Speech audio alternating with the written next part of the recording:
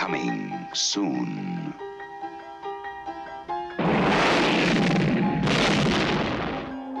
Jolting tales of horror. Creepshow. From the author of Carrie, The Shining, and Cujo. And the creator of Night of the Living Dead and Dawn of the Dead. You'll scream at ghastly ghouls.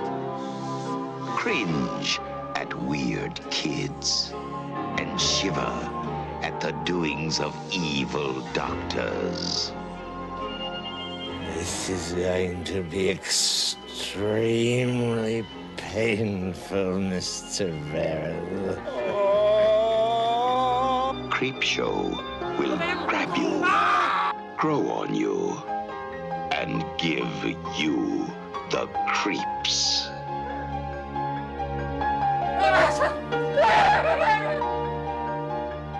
No, this is going to be an entirely new experience.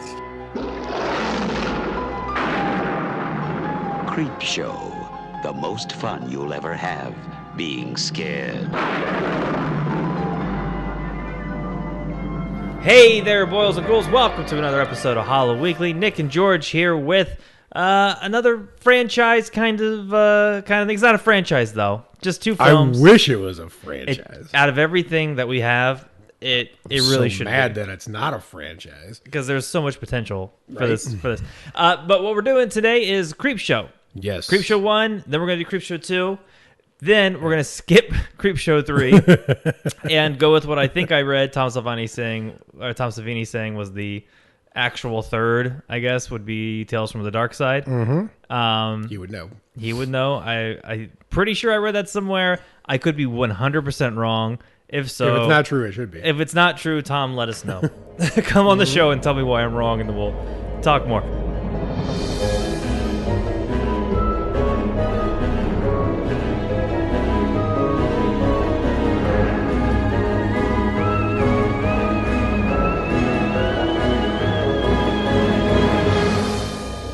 So, but before we get to Creepshow, we wanted to try out a new segment because we like horror. We like everything horror. We like everything about it. We love horror. And this segment is called On Our Radar. Yes.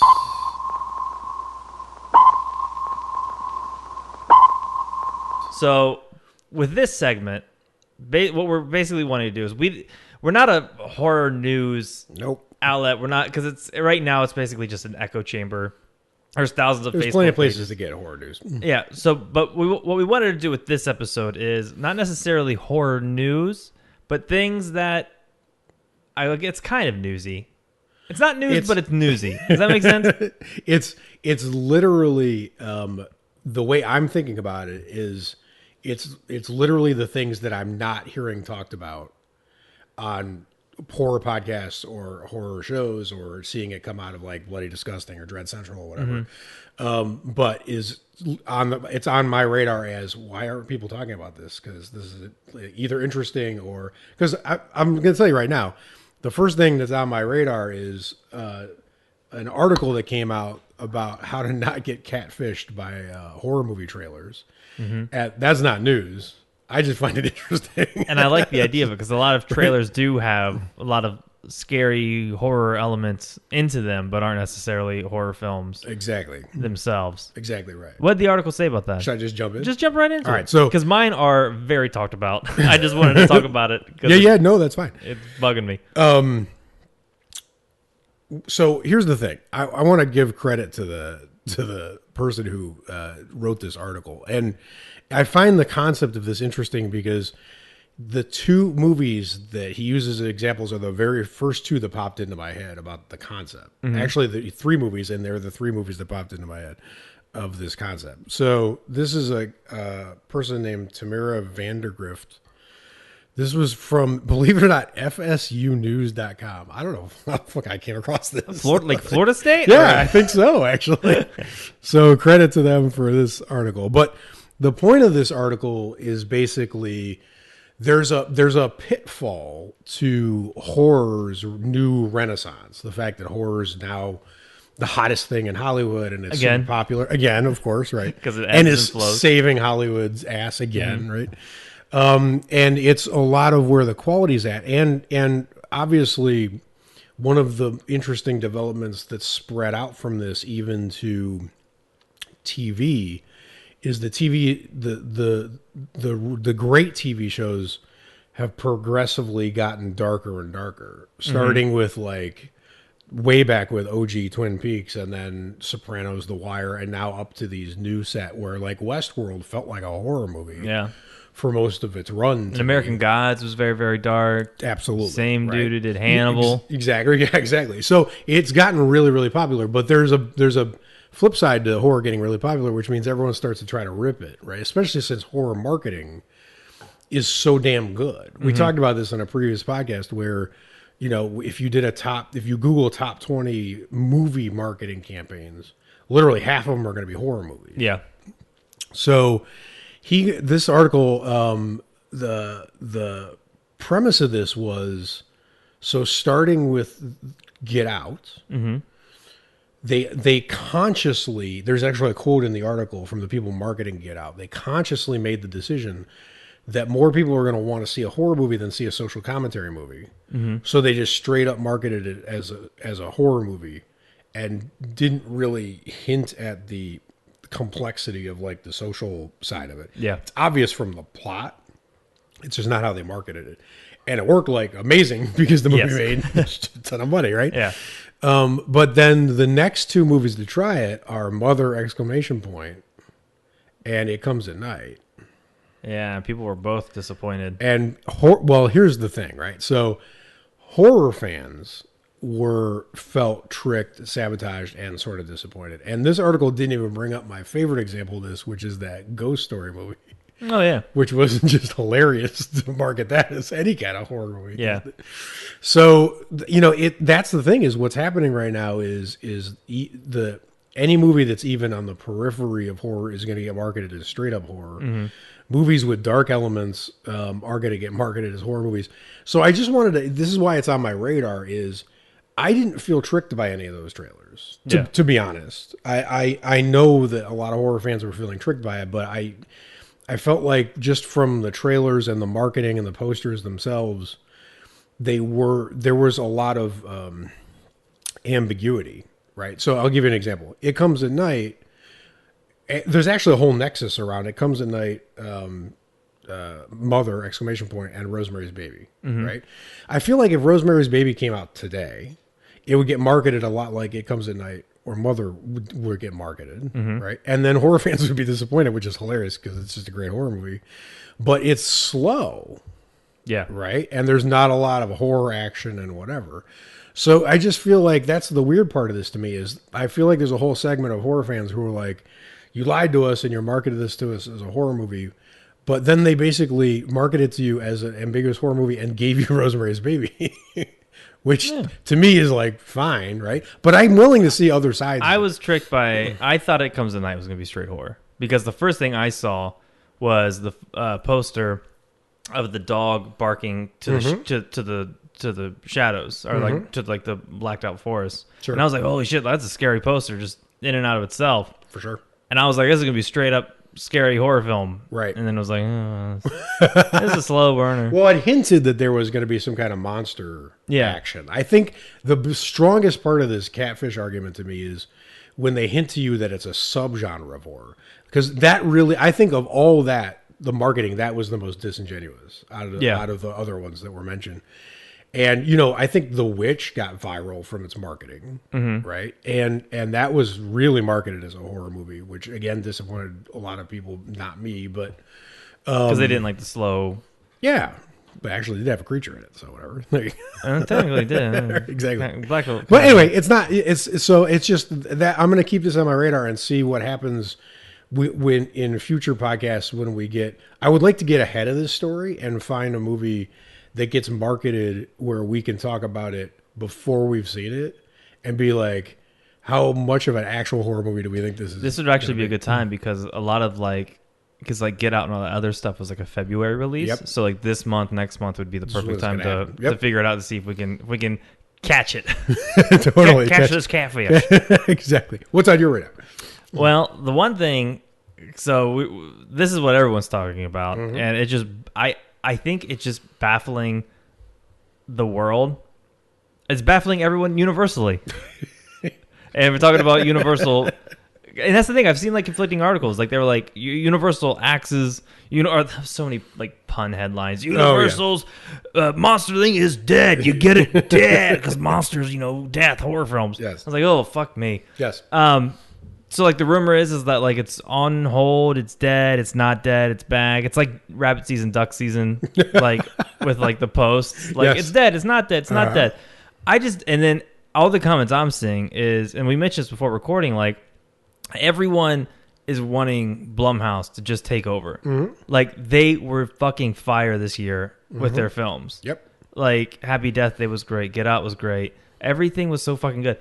And I just, by the way, listened to an interview that Jason Blum did with Bill Simmons, and it's amazing. I mean, he really gets, a lot of what horror, especially modern horror, is. So, I mean, he's just a fucking powerhouse. Oh, I'd love to like pick his brain. Like what do you know? Like when you read a script, Right, like this is gonna be right, good. right. I just fucking Like Blumhouse isn't perfect, but he has a really interesting way about thinking about what his place in the creative It's world like is. it's like our generation's like Hammer. Like we know when you Totally. see a Blumhouse film what you're gonna get That's most of the time. That's a great way to describe it. Yep. So everyone's rallying for Blumhouse, which I would say absolutely, Compared to the alternatives, which is right which now is nothing. Which is either nothing or either more assholes at Universal surfacing and trying it again. I just can't remember that producer's name. Alex, what's It's his name? Kurtzman or something. Kurtzman. Fuck! Don't let him touch your shit. Well, he walked away. He's gone. So that's. Oh, sure. Yeah, I'm sure he said, I absolved myself. Yeah, right. But right. But here's the thing. Can you? I mean, I keep seeing these memes online about how here's it's like they show you a picture and it's something horrible and it's like here's 2017. It's just like, and we all realize we're in a garbage fire year. Yeah. Right. Like this Similar year, Blumhouse. this year, Blumhouse well, yeah, kicking totally. their feet up like. Right. But this year, just culturally, politically, socially, just kind of blows. So. It's just welcome to this whole stretch of time we live in now. They managed to make Dracula Untold and The Mummy, but they didn't manage to make Bride of Frankenstein with Bill Condon, which was the only thing that had a chance of. That was the only thing. Like when I saw that, because Right? like I listened to an interview with him on NPR, and he talked about like he did one of the Twilight films, and they had like a fake baby, and it was cool listening to him because he was like, "Yeah, we fucked up." He's like, "We're never gonna do that again," and I like listening to that. Right. He's like, "I made a mistake. I acknowledge that," and like that gives me faith in the filmmaker. He's tried something and it didn't work. He's definitely not gonna try it the next time. And I loved Beauty and the Beast.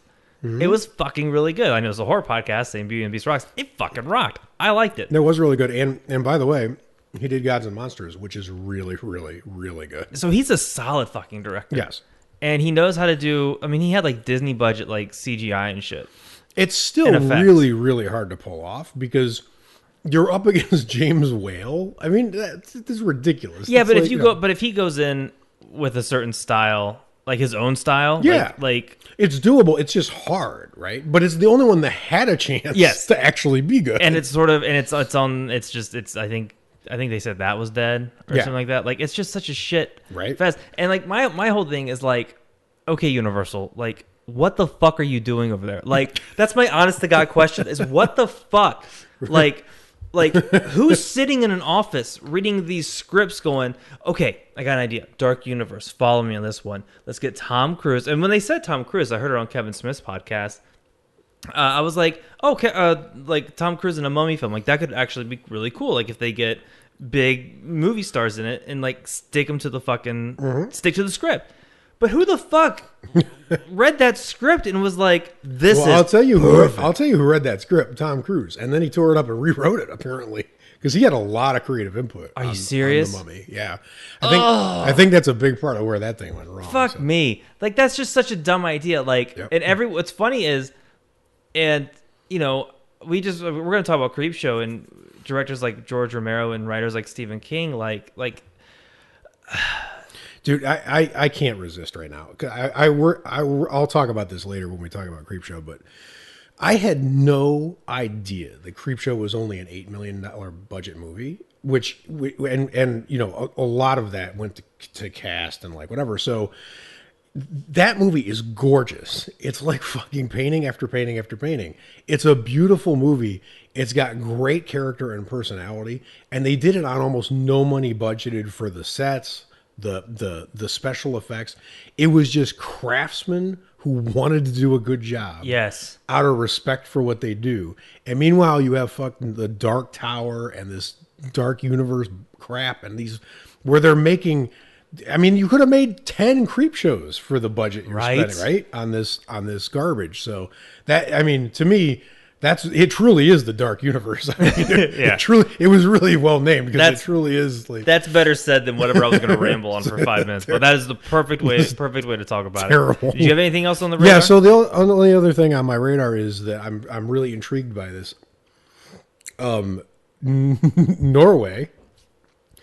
Okay, so I'm a huge Scandinavian horror fan. Every time we do a podcast episode where we talk about foreign horror or whatever, like half of my choices are usually from Scandinavia. So I like what they do. So Norway's Oscar entry to win for best foreign picture is a horror movie. Now that's unusual in and of itself, right? But it's a horror movie called Thelma, and it looks like almost a remake of Carrie, but weirder. So I'm really intrigued by how that's going to work and how it's going to go. And I checked out the trailer and a couple of clips. It looks like it's beautifully shot. It looks really, really moody, and it's probably going to be a slow burn-ish, kind of thing. But it's also from a really interesting director who bounces around genres, doesn't do the same types of movies. And I like when those people come in to the horror field once in a while, because we talked about this before. I don't want to belabor the point, but a lot of the most successful horror movies ever made are actually incursions by directors who aren't typically making horror movies, like Steven Spielberg or Stanley Kubrick. Right? So this is a guy who's just kind of arrived in the horror field, and now it's an Oscar entry, which I think is amazing. So I'm really excited to see this movie called Thelma. We can talk about it on a future podcast when it comes out, but I like when horror gets, horror's getting all this acclaim, but the acclaim that's out there is basically horror makes us money. Yeah. Right. It's like but it's not actual acclaim. Right. So this one is the fact they could potentially win the thing. And I just wanted to also mention it because the last time I slept on a quiet looking, dark movie from Scandinavia that was getting awards buzz was Let the Right One In. Yeah, it's been a little while. Which I didn't, right, but I actually didn't watch that for the longest time because it just didn't seem like something that was going to be good, and I was totally wrong because it was amazing. So I slept on that one. Now I'm not going to have that happen again. No. So I'm bringing this up now. Just you slept up once. Right, exactly. No more. What else you got? So the last thing that I had that was announced was Amazon's, and this isn't horror, but the orc design I'm really curious for Amazon Lord of the Rings TV series. They signed a multi-season deal. That deal is insane Already? There's nothing in the deal. There's no proof of concept. There's no script. Literally, it's just rights to a property. There's nothing. And they spent a gajillion dollars on it. When I saw how much money they spent on it, I forget how much money it actually was, but it's just an enormous amount of money. And I was looking at it, and for nothing, just the rights to Lord of the Rings. I can't. Nothing else behind it. No one attached to it. Zero. There's nothing to this deal except for the property. And I was like, I'm in my head, I'm trying to just like, would it cost more or less to just buy Shakespeare? Could Amazon just be like, we own Shakespeare now? Like, that's us. Right? Play as royalties. Right? I mean, there's got to be like a Titus Andronicus discount. And there was an article by Deadline. It was like, no one's even like reached out to Peter Jackson. Not that they have to, but like, you probably should. Like he like swept the Oscars with the Lord of the Rings, so like he might know like how to knock this out of the park. Yeah, I don't know. And they didn't give him enough time to shoot The Hobbit. Have you ever seen the behind the scenes of Hobbit? Mm-hmm. He's like depressed and like exhausted and shit. Like I know, like get someone new to do Lord of the Rings, like that'd be kind of cool, get a fresh take. But like he like whatever you think of Lord of the Rings, it's his imagery. Yeah, I don't know. I sort of disagree. I think he should go back. I think I don't think he should be involved just because I think that the people creating something get contaminated by consultation. You know what I mean? Yeah, it's true. They obviously they can't escape the influence. The funniest tweet I saw about this story was, "Oh, good, Amazon's doing it as a series. Finally, someone won't rush through the Lord of the Rings story like Peter Jackson did," which is hilarious because there's like 20 hours of Yeah, there's some good extended cuts of that one, man. Like I don't know. Yeah, it was sarcasm, but it was I just it's the amount of money and the lack of detail behind it that just it's kind of blowing my mind. Yeah, I have right now. Again, how many creep shows could we fit? Right. I have zero excitement to see a Lord of the Rings series right now, but I've been wrong with what comes out of those TV projects. It really depends on who they get attached. That's the problem is we have no idea. And that's why it's on the radar. I'd like to see Exactly. what happens or where it moves next. Exactly. So, all right. So now the moment that almost every listener's been waiting for. Yes. Creepshow. Oh my God. Nick. I can't believe we waited this long to do a Creepshow episode. Okay, so I'm gonna let you do most of the talking on this one because you know way more about this movie than I do. I remember really, really liking it, and it's been a long time since I've seen it. But I love this movie, and I way more than I remembered. It holds up so well. Mm-hmm. And I saw a Birth Movies Death article that talked about how Creepshow is the greatest horror anthology of all time. Yep. And I thought when I read that I remember thinking when I watched Trick or Treat, thinking that this is, I can't think of a better, Yeah. But this really is the best horror anthology of all time. It's I so always good. in my top list, like Creepshow's always on there, but I always say Trick or Treat first, just because of the feeling of it. Sure. You know what I mean? Sure. But after rewatching Creepshow, I think they're virtually tied in my opinion. And it's we'll get into it, but it's a lot of what I'm talking about is and then nothing taking away from Michael Daughtry because I'm sure he didn't have a huge budget for Trick or Treat either. But just when I found out from behind the scenes of what was going on, who was involved, what they were doing, and you forget when time passes how good the cast members are because they're people you're not used to seeing in horror, don't remember, people like Hal Holbrook and Adrienne Barbeau, who is horror, but just oh my God, Leslie Nielsen was amazing. There's so many people. He probably out of everyone blows me away the most in the movie. Yeah. I wish we got a little bit more Ed Harris because all he did in Creepshow was walk around and smoke cigarettes and then slip dance. into a grave. Yeah, and dance. He did that weird fucking head bobble. Like, I don't know. Super weird. I have a feeling that was one of those things where like they didn't know what song they were going to use. Actually, so I'll get this out of the way now. There's a great documentary called Just Desserts that I really recommend about Creepshow, and they interviewed Ed Harris for that. And so Ed Harris basically, he of all the people they interviewed, you could tell that he was the least amused by Creepshow. And he's literally says in the interview, he was like, I think of myself as a really serious actor. Which it makes me like him just a little less, right? But I think he's a great actor. But he came across, everyone else was not taking themselves as seriously. But you could tell he's still embarrassed by this dance. And he literally says in his interview, he goes, they just told me to dance. He goes, George was no help. George Romero. He's like, he was no help. He just told me to dance however I wanted to, make it look like a cartoon or something. So I mean, he wasn't getting a lot of direction from Romero. It's you're okay, Ed. You're fine. Yeah, he's fine. You're doing all right. You he does remember getting killed by a headstone, so that's Well, I'm glad it's hard to forget. I'm glad that's kind of weird. I think of myself as a serious actor. Yeah, you and the rest of fucking Hollywood. Right? I love him to death. I liked him in Snowpiercer, but that's a little weird. So before we even get to Father's Day, Yes, we got to talk about Tom the Fuck Machine Atkins. Yes, we do. Making an appearance. If you don't know what that is, go listen to our Halloween 3 episode where he's just fucking everything in sight. Yeah, it's crazy. So this is the wraparound story. Yes, so this is what sort of ties everything. And with Tom Atkins playing a very disgruntled father to Joe Hill, and I don't have the mother's name.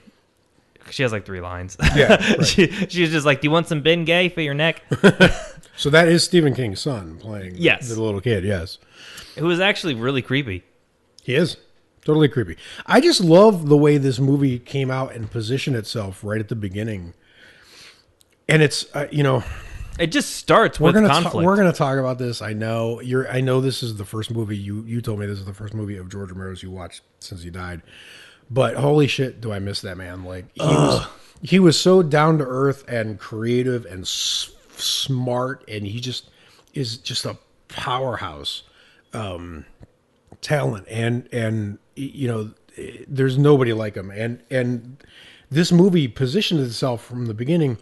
You know, I feel like the most Romero things in Creepshow are the wraparound story and the end tale, the creeping up on you, because it's definitely got racial class undertones and stuff like that.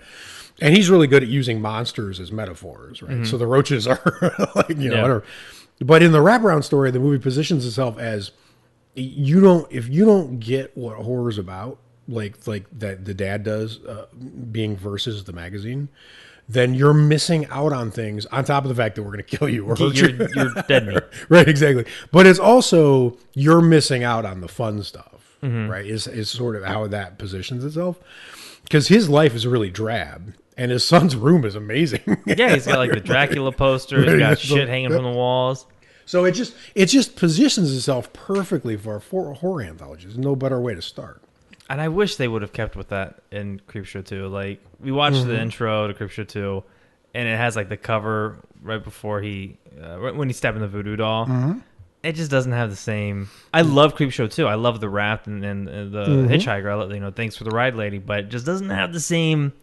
Well, like you said, it's a quality step down. It feels like a quality step down. So the first thing I thought was how much of a homie the creep is. Yes. Like, the kid's just like, fuck you, dad. And the creep's like, hey, yo, bitch, I got her. I got this. Yep. You don't got to worry about a thing. And you had a cool story about that, right? About the creeper? Yeah, this is actually amazing. This is mind blowing. So, Tom Savini, interesting, by the way, this was in his head. This was his transition movie.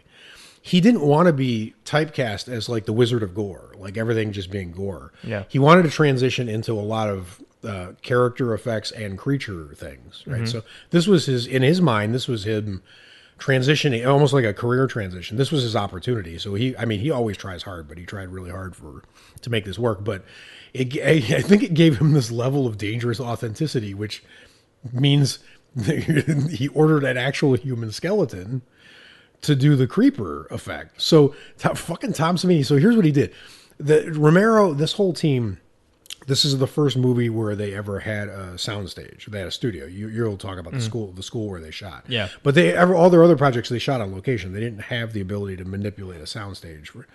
So off the soundstage, Tom Savini set up like his mad laboratory. He just had a room where it was like the Tom Savini, you know, mad scientist lab. Right, and he was in there he was just in there like doing effects and trying things and like whatever, and just that concept itself is amazing, right? So, but he orders a human skeleton. It comes in a box, and the box says "Product of India," right? So Tom Savini gets a human skeleton and mechanizes it. Like he literally it's turned it into a robot, like Walking Dead, actual Walking Dead. Amazing. I wonder if they credited the body. I don't think the name of the body, so I think it'll be like Frankenstein. Yeah, but he got high fives in the afterlife, like a motherfucker. So, did you see my movie? I was in the movie, y'all. How cool is this? Exactly. Yep. So kid talks, or Joe Hill's like, "Yo, creeper, we got to deal with some shit here." Then we transition to our first story, Father's Day, which I think is a lot of people's favorite story from what I gather online. Everyone loves the Bedelia, you bitch, where's my cake? They love the where's my cake. Where's my cake? You promised me my cake! Bedelia, I'm your father, and you're supposed to be taking care of me. I don't need you. I said I don't need you. Line. And I always think about that every year on my birthday. Whenever there's cake. It doesn't matter if it's my birthday. Just whenever I see a cake, that line always pops into my head. And it fucked with me because now whenever I see it, I'm like, well, where's my cake? So I love the style they did throughout the film. Yep. They did a lot of stylistic things. So like when Aunt Bedelia starts driving up, they have like the comic panel strip. I love how they stick to like the EC Comics style, Amazing. Tales from the Crypt vibe. Like it just adds a level of camp that doesn't take away from the horror. Yep. Which I think is perfect. Yep. It lets you know, hey, we're still doing this comic book thingy. Well, and the tagline of the movie is the most fun you'll ever have being scared. Yes. Right? And that's visually what the movie is doing. Yeah, it reinforces that. So I really love the transitions, and I like how they set everyone up too, because you don't get. I mean, I think the longest story is the crate in this one, and so you only get like 15, 20 minutes, maybe a little bit longer to get to know these characters. Yep. And I think King and Romero did a really fantastic job at like casting and costume.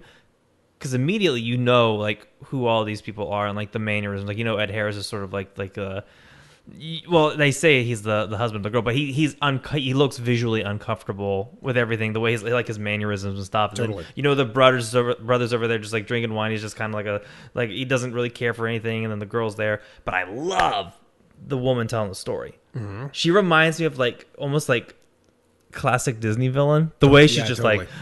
she killed her father on Father's Day. Like I love her voice. It's amazing. It's really fantastic. And this story has great kills in it.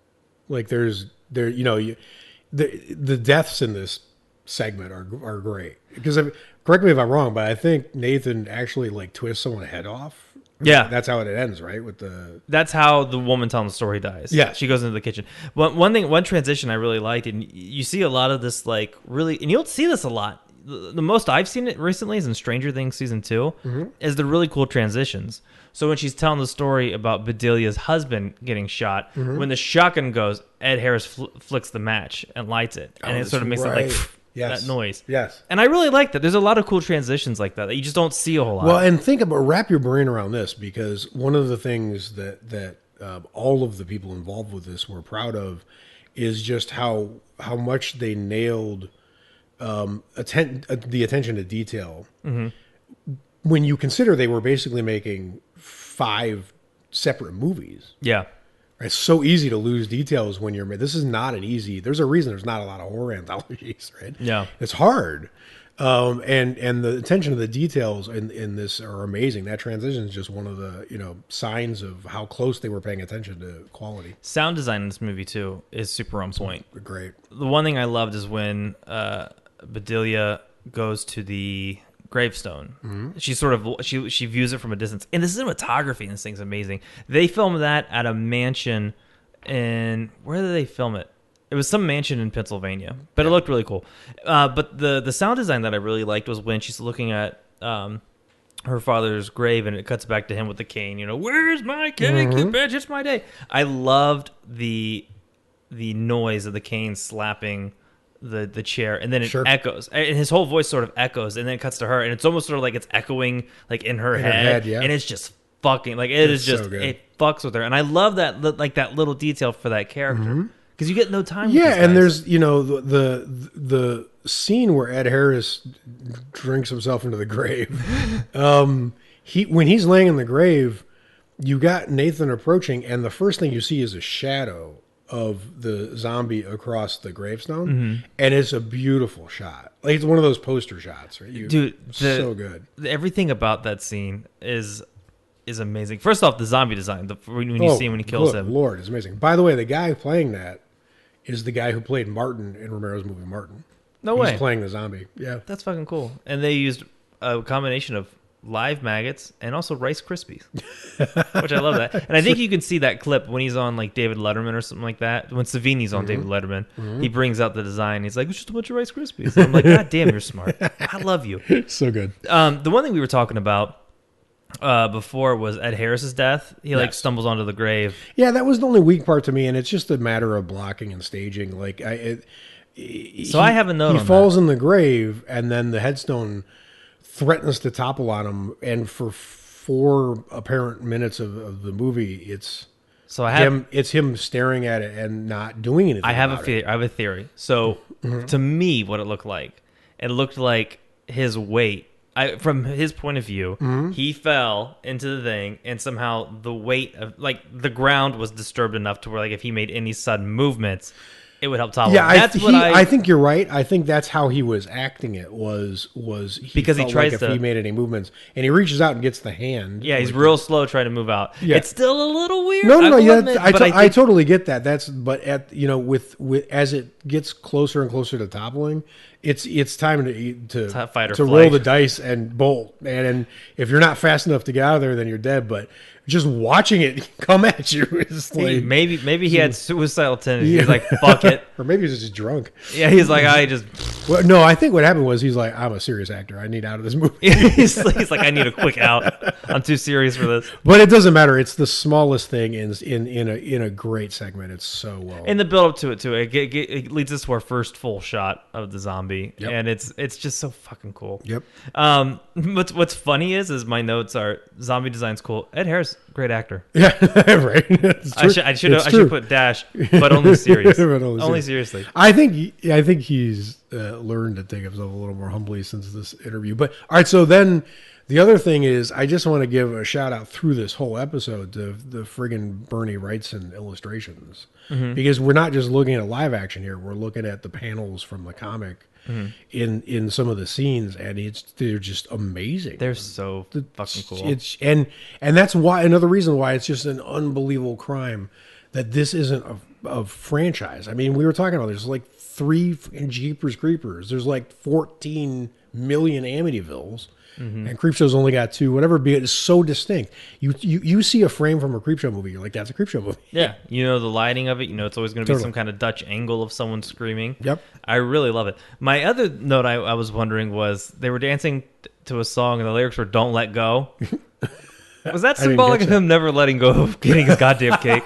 Probably was. Was it just a little? It probably was. I kind of like that. I like it too. And then the lighting, like I loved how the kitchen was blue, like the reds and blues they use, and then in Something That Tied You Over they use a different gels.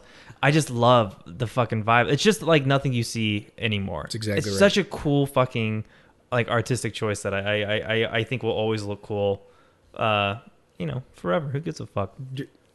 So next is So next, well, do I have any more notes here?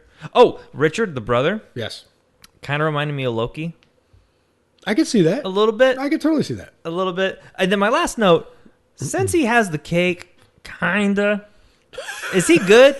No, Okay. I So mean, then- no, I think he's good. He seems really pleased with him. he's happy. He says, I got my cake. So I Yeah. would be like, So I think he's well, Grandpa. right. But I don't know. Who knows? I can't. It depends on what his tastes are, because head cake is. I would not be happy. No, and she was smoking a lot of cigarettes, so it's got to be just one ashy. But fucking he cake. seems really pleased. So Yeah, I would think be he's like, good. you good? Okay. I think Moving on. Moving on. Okay, so then the next story we have here is the Stephen King, Yes. the Lonesome Death of Jordy Verrill. yes, Yes. which was a short story, or was a story before Yes. he did this. So this one always weirded me out. This one, Yeah, this one grossed me out, and I remember thinking it was my least favorite segment from the first time I saw a Creepshow. But I'll tell you, it really grew on me. funny enough, Pun intended. I'll say the same thing. Like I remember thinking like it's just like him growing in the moss, but then rewatching it now because it's been a few years since I've seen it, and it's just there's just a grossness to it, like a helplessness. So there, yeah, and there's an interesting undertone to this, which is, Jordy Verrill just has nonstop bad luck, but there's something really sad. Remember, Romero he's so good at metaphors that aren't on the nose. They just work, but they're not. So I mean, when you think about someone growing old and dying alone in a house, that's what's happening to Jordy Verrill. And Yeah. it's sad. That scenario is sad.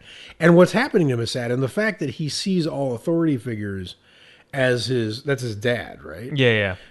And they're all against him and they're all mean. Like it's a Bingo O'Malley, bingo. Wow. that's his name. It's an interesting metaphor for a sad way that way too many people end up going, right? So that's, one of the interesting things. And the other interesting thing that we should probably talk about is just Stephen King as an actor, because it seemed in the interview that he was a little salty with George Romero George Romero told him to act like the Roadrunner and basically treat it like a cartoon. And that's how George Romero sees that segment. He said it really is basically a cartoon.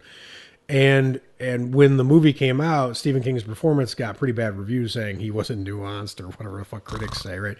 But I think he felt somewhere that Romero steered him wrong a little bit, at least the acting choices.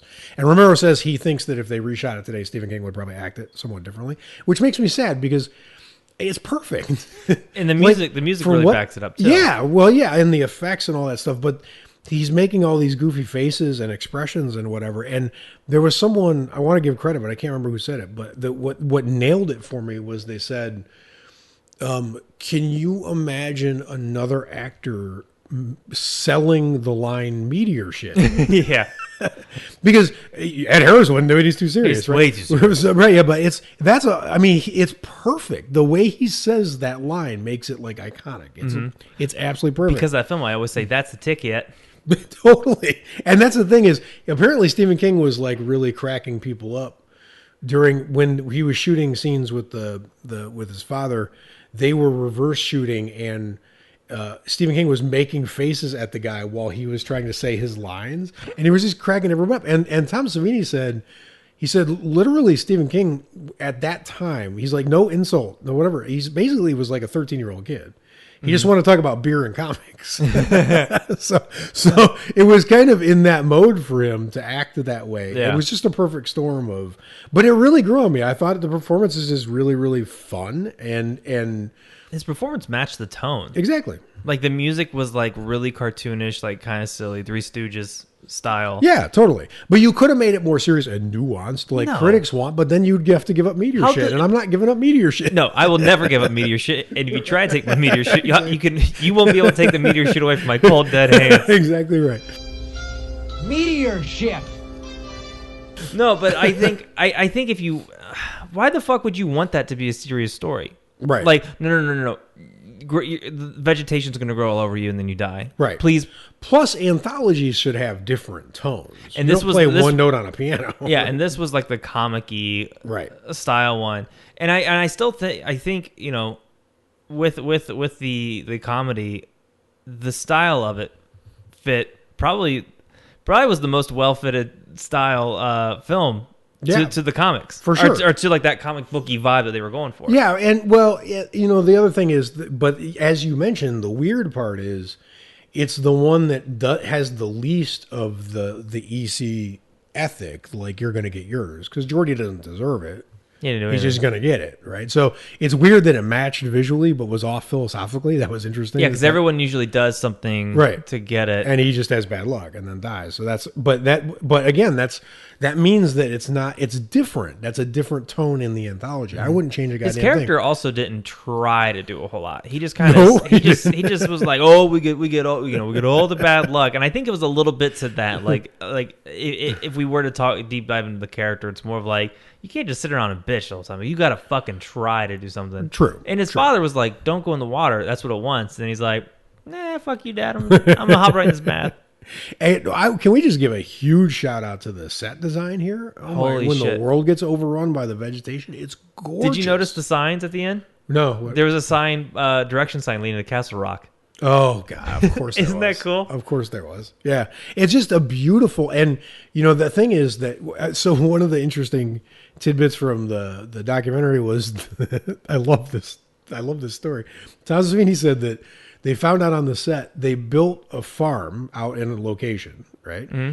And it really screwed up the town's pilots because they used that hill as a landmark because it's close to the airport. And all of a sudden they were flying over and there was a farm that looked there like it had been there for 100 years, but it appeared overnight. So they were like, where are we? Like, that's hilarious. They were like actually like rerouting planes with this because they did such a, but they did such a good job with making that farm look what you would want it to look like for that segment. Mm-hmm. And then when everything gets overrun, it's just so beautiful. Like the shots are just gorgeous. And all the shots of the vegetation growing over time really adds like the creepiness to it. Totally. And his voice in Suicide at the end always bothered me. Yeah, me too. Like, as campy and weird as it is, like they have a shot of him like threatening to get his hand chopped off, and a skeleton rolls up behind him, and then it goes to this fucking like suicide death. Yeah, I'm like, that suicide death actually really bothered me because it's really sad, and the way he sounds, and just the messiness. let me be lucky, or let it be for just this once. Yeah, just this once. So it's a. But like I said, I misremembered it because now it's not. I think my favorite segment in out of them is the crate, but now I feel like I'm just choosing between children because I just like them all. Yeah, it's hard to pick just one. So speaking of favorites, yes, I think this one, aside from Is Father's this the Day, tide? I think this is something to tide you over. It's a great. Yeah. I think this is. I think I'll say this is my favorite. It wasn't, but any film that makes fucking was it Mr. Magoo scary, Dude. Yeah, the cast, man.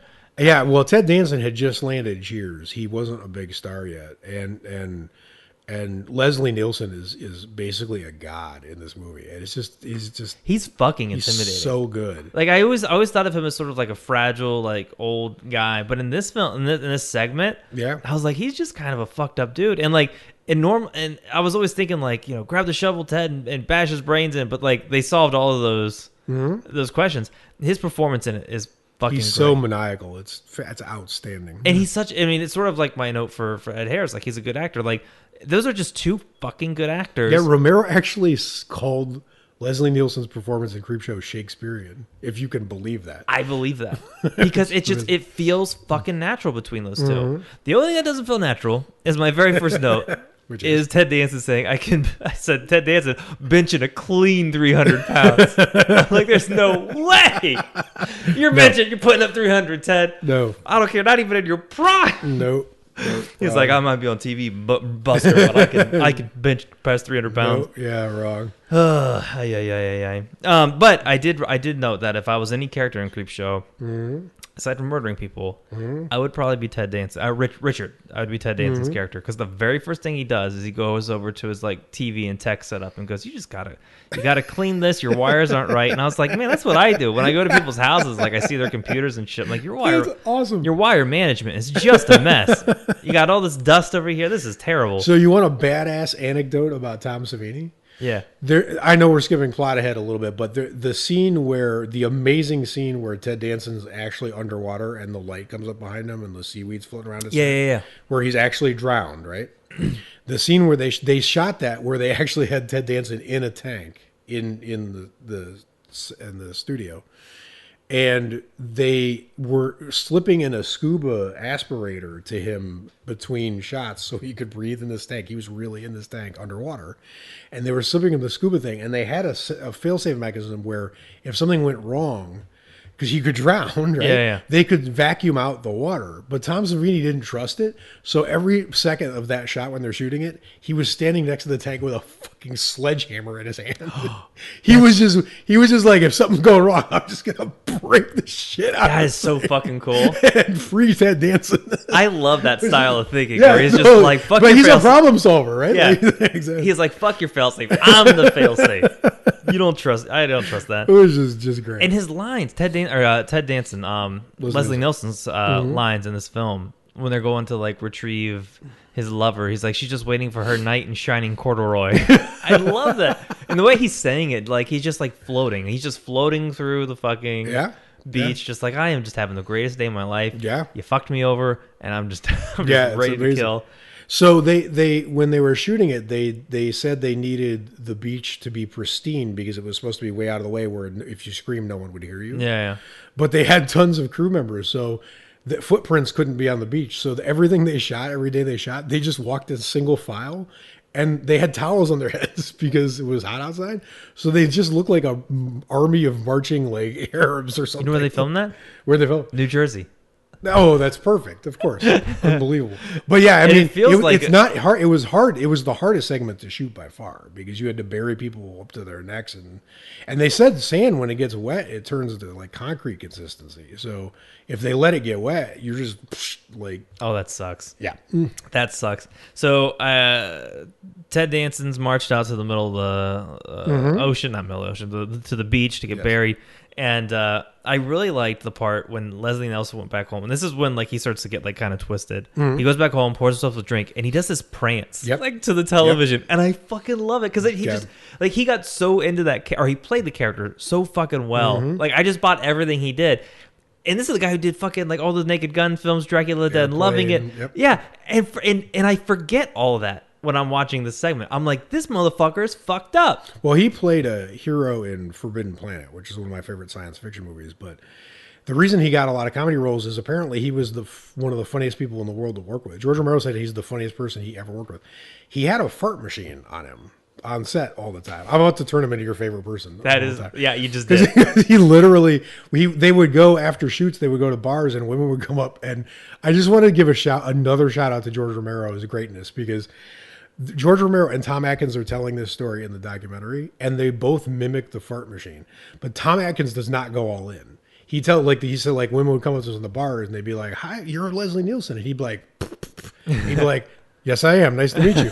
And then George Romero tells the same story, but he's like, people would come up and be like, "Hi, Leslie Nielsen," and Leslie Nielsen would be like, and Romero does the best sonic fire. Like he's not afraid to like. It's just amazing. So apparently he was pranking people the whole time they were shooting it. So like the scene where he's maniacally laughing and the comic panel comes up. Yeah, I love that shot. He's cracking up because everyone on set is cracking up because he's nonstop farting. Which is amazing. So that's fucking hilarious. Well, aside from all the comedy in this point, there's some really fucked up. This is the darkest. Yeah, I mean, I had nightmares about dying like that after I saw this. What's funny is every time I watch a movie or something like that where someone gets buried alive, I'm always like, there's got to be a way out. And and I'm like, dig with your chin, wiggle your fingers, and I'm glad that they solve all that with like it makes a concrete consistency. You can't get out. Because it just makes it fucking frustrating is what it does. Yeah, as a viewer. And Ted Danson did such a great job of being fierce, like when the water was coming. I love that it wasn't just fear. One of the interesting things about this segment is how angry the characters are. Yeah. Right. Like when in the crate. When Hal Holbrook's friend, I forget his name, when the monster scares him, whatever, he's just screaming and basically turns into like a terrified lump of jelly. He's just but Ted Danson is angry when that water's coming in. He's scared, but he's also furious, right? And he does that combination really well. Yeah, and Ted Danson had that same anger towards him even while he's drowning. He's like, "You son of a bitch!" That's the one thing he does, that head flick that always makes me laugh for some reason. It's to the TV, yeah. It always it's just that is hilarious. It's a little weird, but I love like the anger they have towards each other and how like that anger just leads to like fucked up shit. Yeah, like, that felt really EC. That was and I fucking love that. And the lines in the film too. Just hold your breath, or you got to hold your breath. Everything was about holding your breath, and it just made me feel like, oh my god, I can hold my breath. Yeah, but Leslie Nielsen's all-time great delivery of that, "I can hold my breath for a long time." Oh, that was my last note. Gives me chills. It's so good. And I love, what's funny is I was sort of hoping, and I always hope this every time I see the film, was I almost wish that like it would cut. I like it. I would like it both ways. Where he's like, "I can hold my breath for a long, long time," and then like cut, because like ending on that maniacal like kind of thing is cool. But I love how it ends in the film. He's like, "I can hold my breath for a long time," and the water comes in, and he's just like scared. It's the most fuck you. It's the total EC fucking thing, and I love seeing the fear in his eyes at the end after that. Oh, and the design of them Ted Danson and the girl when they come back, covered in seaweed and just wet. And when they get shot, it looks like black. It looks like I always think it always looks like teriyaki sauce.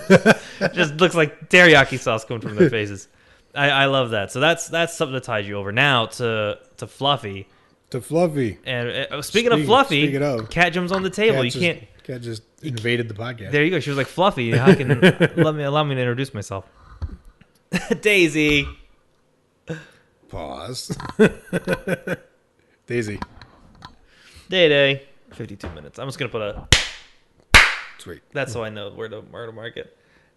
If I put her down, is she gonna scratch me? No. Come here, Daisy. Oh no, she doesn't. She doesn't scratch at all. Okay. Gatsby will fight you tooth and nail, but Gatsby, or she doesn't. She's actually never scratched anyone. Oh, good girl. Gatsby though is a little ornery. All right, so now Yes. The crate. This is a my favorite segment. Yes. A lot of people talk about Fluffy. They love Fluffy. He's a stand up. I don't know what he is. Monkey, like Arctic. He's from the Arctic, apparently, from the Arctic expedition from 18. What was the year? 1834.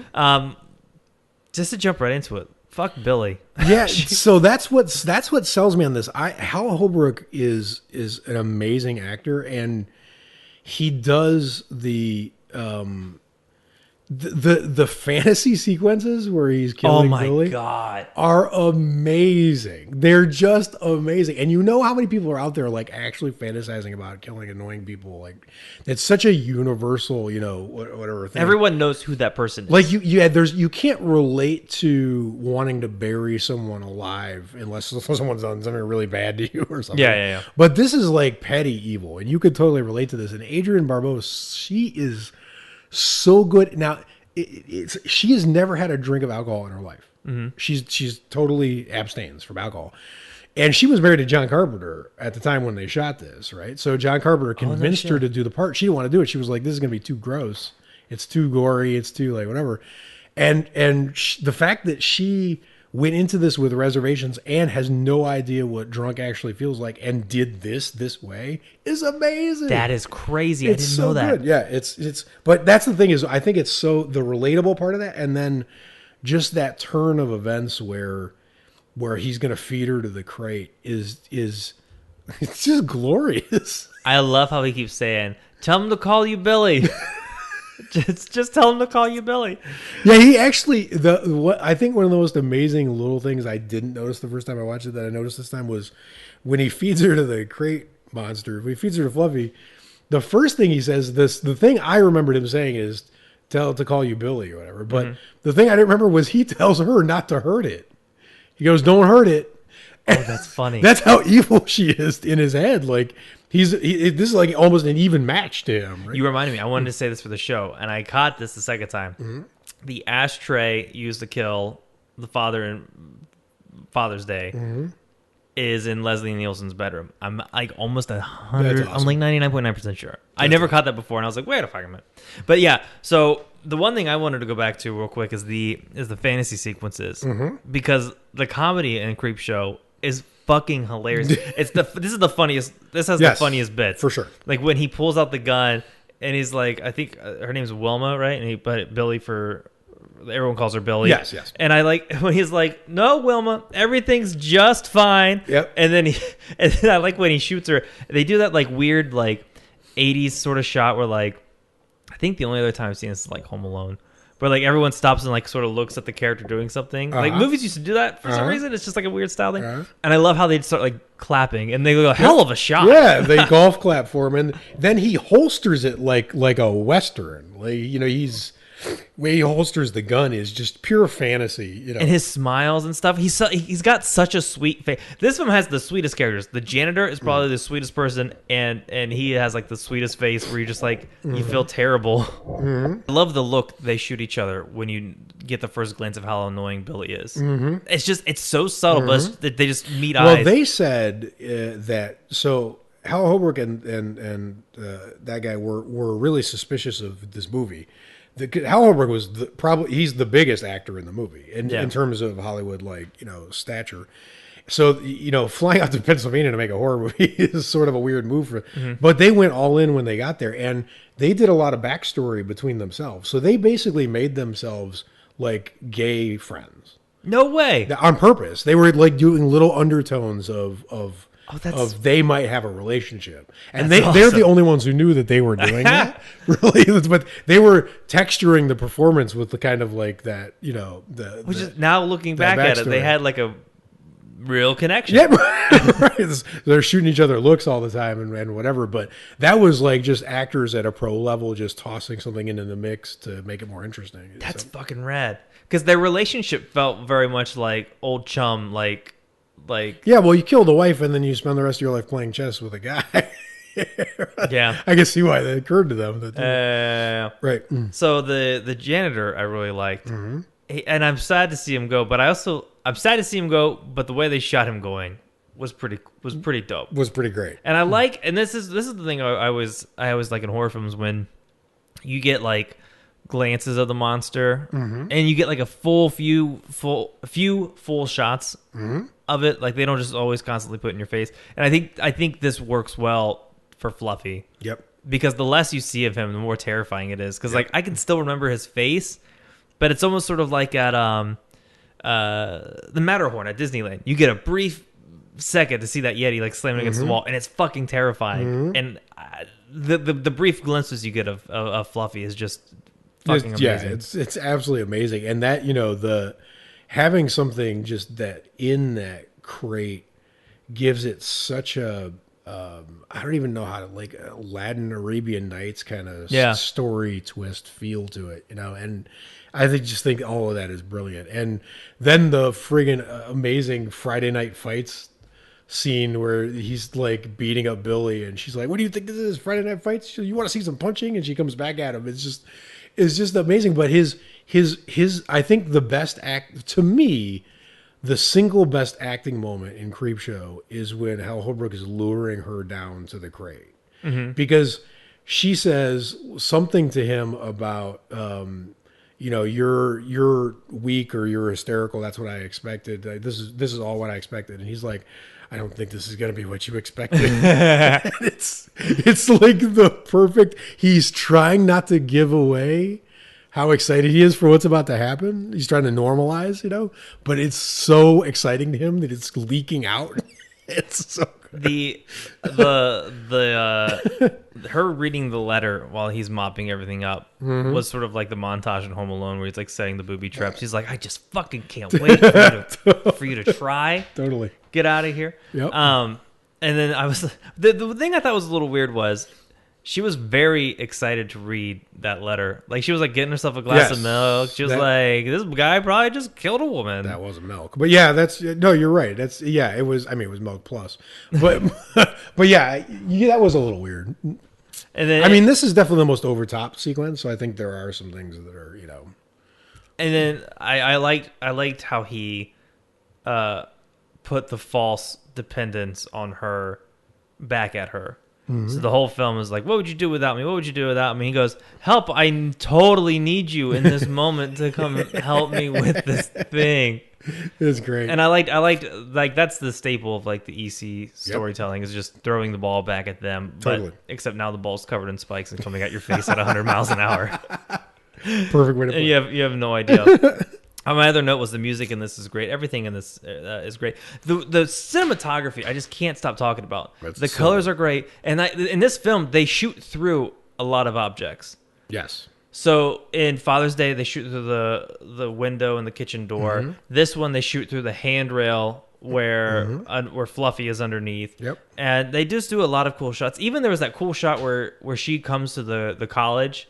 It's that long hallway shot, and the camera's on like the bottom left, just shooting down. It just showing how like isolated they are in that school. Totally, I fucking love that great kind of choice. stuff. It's so subtle but adds so much. Totally, it's the attention to detail we were talking about, so this is the you and I talked about this before recording. Was I feel like this is the one disjoint between how Creepshow comic ended and the way this segment in the movie ends, because. If I remember, and this could be wrong, is the comic the creature's still in the box at the bottom of the water, but in the movie he busts the box and then you see his eyes, and that's what we were talking about. Was it kind of made me sad that they drowned Fluffy? Yeah, but Fluffy lives in the movie. Yeah, Fluffy I think dies probably in the comic segment. But my single favorite panel of illustration from Creepshow is that shot of Fluffy. Attacking Billy. It's so just drawn perfectly. What I would actually say is the greatest line of dialogue other than "Where's my cake" is when they're playing chess and they say, "I haven't done anything." Well, neither have I. Like they're just like, we didn't kill anyone. Yeah, exactly. And I love that they're just like they absolve themselves of like, well, we didn't fucking so good. We didn't do anything. So then that leaves us with, last but not least, and this one was actually, we always bring this up, Bravo, I don't know if Bravo's even still a channel anymore. Someone needs to do another Top 100 countdown. Yes. Someone somewhere. Their countdown was really good. It was really fun. The first one. And And so the one that made, I think if I remember correctly, it was like number You're right. 98. I think it was number 98 was They're Creeping Up on You. Yep. Featuring E.G. Marshall, Yep. who I never made the connection until rewatching it for the show, was one of the uncles in Christmas Vacation, which I fucking love. This one had some. This one's the one that I always see the behind the scenes people talking about, just because the amount of roaches they had to use. And one of the tidbits I saw, because I watched on Amazon, they had like the facts and stuff, is they wanted to have it be like a lavish, lush apartment with carpets and furniture, and they're like, With the roaches. we can't do that with roaches, man. That's gonna be way too fucking difficult. Well, we had talked about the Romero said that they almost didn't shoot the sequence because they had blown their budget on the other 4 segments, and then they thought, we have 4 good stories, maybe we don't need it, and they really fought for it. But they had to make this segment sort of stripped down in terms of set design, and it's only 1 actor, so you're not paying, so they stripped it down as much as possible, and I'm really glad they kept it because it's one of my favorites. It was probably my favorite before the rewatch, if you would maybe pick one. Stylistically, like it sticks out. Just that and pure again, white. it gives another tone to the anthology because everything is different now. The colors are different. The fact that one character is isolated. I mean, the Jordy Verrill segment had that, but Jordy Verrill was very inarticulate, and this guy is just like maniacally funny. Yeah. Oh my god. In like a really dark way. I love the line of like, who gave you my number? My husband. Well, I can't fire him. He's dead. Just how the level of like how fucked up he is. Yeah, is he's classic. so malignant, and that there are some really interesting things going on with race and class and yeah, because he's like looking out at the city of New York, like fuck all these people. I'm in my high tower. Well, he keeps equating people with bugs, and Romero, like we said, was really good at using monsters as metaphors, and the roaches. That really, you could tell that was something that's in his geniusy brain, but he never overplays it. That was what made him the best at what he did, and. Which, oh man, you just saying that made me so sad. I know. Like, I know. oh. But I mean, what a team this was, and that's the thing. You got Savini working his magic there, and that actually, the funny thing is that iconic moment where the bugs burst out of E.G. Marshall's chest and mouth. The mouth thing actually wasn't working. They were disappointed as they were shooting it because there was a roach traffic jam in the mouth. So they weren't really pouring out, and they were afraid the whole thing wasn't going to work. And then what they had done was they wanted it coming out of the chest, and they made the chest out of toilet paper, that part of the chest. And then Savini had blood tubes inside the body, so he was pushing the blood, which is hurting the roaches towards the toilet paper. So they actually ate through the toilet paper to get out from it. But this was a George Romero idea. Tom Savini was like, I was burned out. I had done all effects. We basically did 5 movies, if you can count the wraparound, or 6, or whatever it is. And he was just, I couldn't come up with the idea. And Romero was like, just use toilet paper. So that's what I mean about this being a true team. They really, and so when those roaches explode out of there, they're running away from fake blood. Oh. And he said they were little bloody roach footprints everywhere because they were all covered in blood. And I think if I remember correctly, I think Romero said like they were all like scared of the roaches. So, no one wanted to fuck with them. No, for sure. Are you kidding me? It's just an inherently creepy idea. Like visually, it's very hard to look at. Actually, yeah, they're just disgusting. And and again, the sound design really helps it out too. You get a lot of that buggy kind of noise. And I even like how they do the frames. Like they do like the frame within a frame kind of style. Mm-hmm. So like in the flashback when King's talking to the doctor, they do something similar, and then they do it in something that tied you over when Leslie Nielsen's screaming. But then in this one, the frame is just a bunch of other roaches. So even in this guy's final moments, his frame is more roaches. Yep, totally. Just a complete fuck you. But yeah, and the visuals in there, like the jukebox was super cool, and I love when it filled with roaches. It was a great moment. But I forgot how profoundly weird his interactions with the world are. When he's standing at the door with I forget his name. The maintenance guy. Yeah, he you're just getting really weird close-ups of like his eye and the other guy's mouth. and it's very surreal, and it's really off-putting. Right? So sort of like he's like looking at them through a microscope, like he has like some sort of god complex. Yeah, and the voices are all distorted through the equipment and the phones, like whatever. So he's not hearing people the way they actually are. He's not seeing them the way they actually are, which I think is one of the things that makes it really interesting, and probably why he just equates people with bugs all the time, because he just has inaccurate perception. And I think that's one of the really cool things they get, the understated things that they layered into it. That's just genius filmmaking and again, great acting, right? Yeah, I mean, because he played an asshole really well, and you were like, you weren't sad to see him go. But I love he had like a roach panic room, and then that the way that failed, where they were under the bed, or I love that. What? Oh, the line, "I hope you die," and then die comes when she pulls the thing off, or when he pulls the sheet off. Just fucking brilliant. And then the last little bit of trivia I saw from the beautiful Amazon player was that the first song that plays on the jukebox is the last song that you hear in Evil Dead. That's awesome. So that's kind of cool. That is very cool. So now we're at the wraparound end, right? So Fuck Machine Atkins is back. Yes, he's back at it. He's back at it. Next killing him. He had a terrible night's sleep, or so he thought.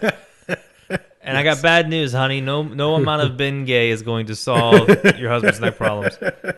Do you think he died? Do you think he killed him? Do voodoo dolls have the ability to kill someone if you stab him?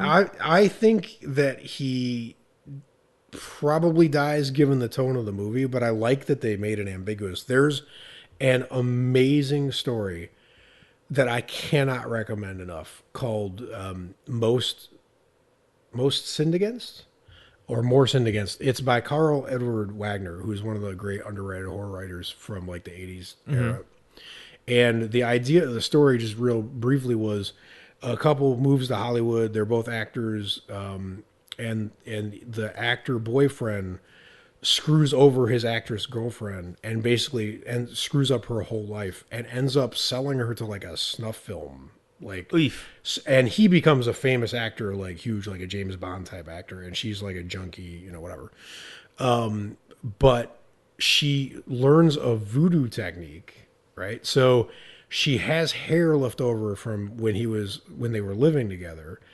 And what she does is she ends up working at a factory where they're manufacturing little dolls of him, like little James Bond action figures, but it's him, right? No way. So she puts the hair into the figures, and then everything kids are doing with the action figures starts happening to him in real life. And it's amazing. That's fucking cool. Exactly. So I just feel like voodoo almost always ends up in death. That's why. Yeah. Well, I guess traditionally the voodoo dolls have like the X on the heart. And you put a pin or something. But I do like that they left it ambiguous, because he would be a child murderer. I don't mean it that way, but the kid would be a murderer. The child would be a murderer. He would also lose. He would also be fatherless. Totally. So, yeah, but his father's an asshole. So, but maybe he'll learn the value of horror after this. But I'm telling you, it's amazing to me. When you look at, to bring this full circle, when you look at the laziness behind the bad CGI effects in big budget horror movies, or any kind of movies now, or whatever, and you think about the level of detail they got into just the wraparound story. You don't need this to be great, right? No, like, it's just, but it was just with Tom Savini and the garbage truck, and the comic on the ground, and the way Tom Savini picks it up, and they're like, he literally was like, I love horror comics, just like not acting for him, and the details and the visuals to that whole end segment were just as good as anything else in the movie, and they didn't have to be, but they just were, because that's how the kind of people that's why I think Creepshow 2 is not as good. They went for like the whole cartoony thing, and it just it didn't have like the bookend like charm that this one had. Totally. And Creepshow 3 had no charm. So that's just a heaping pile of dog shit. But that end is basically the revenge of the horror genre against the people who don't get it. And it just gives me chills. It's so good. It's just a great series. So if you're listening to this show, you've probably seen it. If you haven't, do yourself a favor. If you're listening to it on your phone, go to Amazon, buy it wherever you can, and just watch the fuck out of it, and then let us know which one was your favorite. because this is now your favorite horror movie of all time. Well, it's my favorite anthology horror for sure. So, yeah, it's amazing. And that's the thing is, you don't get, a team like the Golden State Warriors or my team, the Patriots, they don't come along. Well, this is a bad example because the Patriots have been around forever. Never mind. But you don't get a team like the Warriors, or this was this team, like Savini, King, and all the other people that we're not even saying their names. The people who did the set design, which they were having to do set design in continuity, with basically a whole bunch of different movies, and they pulled it all off, right? The sound, all of that stuff, the everything. And Romero, he works with basically the same people most of the time, right? So these are people who really knew how to work together and work with each other. You just don't get that in movies very often. He also had an editing credit on this one. Oh, I didn't notice that. Yeah. So awesome. he just knew his shit, man. Like that's it. It was being the first Romero film since his death that I've watched. Like. I know. I don't know, man. Like I guess this time around I watched it with more I don't know, intent. More. I don't know. There was just more of a connection to it this time. It was sort of like a God damn it, I'm so sad. Like sad, but I mean, how happy we are that this was his big budget movie, and for him, yeah, which is sad because it was not a big budget movie, but it was. He said it was the first movie where he actually felt a responsibility to the people he was working with. I'm saying it wrong because I'm sure he always felt responsibility, but he felt like he didn't write it, which is unusual for him, right? And he was trying to do justice to material he didn't write, and he was really trying to do well by everyone that was there. And he said he felt a little intimidated by the size of the project, right? So there's a small chance that he would have been uncomfortable with it and said no. And I'm just glad that we have it. Yeah. Right? I think Spielberg said something like that. Yeah, like, I'm sure. Go every day and be scared every day going to set or feel uneasy about it. And so I guess that's just something directors should do. Never know what you're doing. Just go in there feeling scared, and you'll make tons of creep shows. Unless they blow the budget on Universal's Dark Universe. Right. But on that note, if you definitely come to our Facebook page and let us know which your favorite segment in this movie is. I'm really curious to see. And if you want to join your own scary stories, head on over to our Patreon page. We just launched our interactive Slack game, Last Fan Standing. It's a little bit of you roll dice D&D style to see which path you have to go down. Spoiler alert: a lot of them lead to death. Check out all of our tiers. I'm really excited for this game. This is a lot of fun. And if you die, don't worry, you'll still get updates for the story, and you'll have an in memoriam for you and everyone who else has died at the end of the chapter. That's awesome. So head on over there, check it out. It's going to be a lot of fucking fun. We've been working on this for a little while, and so that's www.patreon/HalloWeekly. Yep, check that out and consider joining. And until next time, watch a bunch of horror movies, stay scary, and fucking buy Creepshow. Buy 30 copies, give it to your friends. It's good shit. Oh, I miss George Romero. All right. Agreed. Bye, guys. Bye, guys.